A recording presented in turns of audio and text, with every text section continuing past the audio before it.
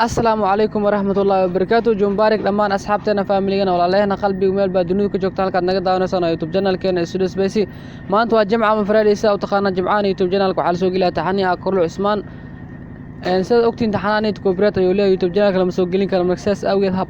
online ahaan ayaa loo daabtaa maalin walba Jimca inta muuqaal guud galin kor hadaa markuu channel-ka soo boqotay fadlan daawada waxa ka codsanaa channel-kana subscribe saarto video like ka saarto sidoo kale comment aan ugu wixii fikradaada aad ma santiin taxanaha maanta Korlo Cusmaan season 3 xalqadii 81 haddii aad markuu channel-ka soo boqotay aadan ka warheen habka loo daabto taxanaha online ahaan ayaa loo daabtaa maalin walba Jimca taxanaan iyo taxanooyin kala mid ah sida Babros oo kale Albertson oo kale taxanooyinkaas oo koobrad ay leeyihiin YouTube channel toos loo soo gelin karo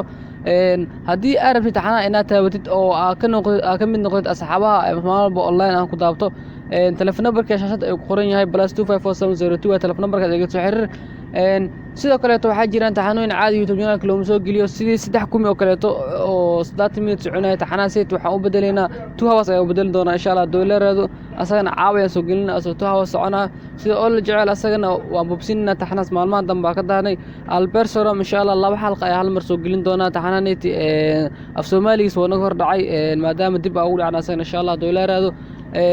muuqaalkan maanta intaas ay ku eegayeen intii muuqaalka aan kulmayno waxaan leeyahay assalaamu calaykum waraxmatullaahi wabarakaatuh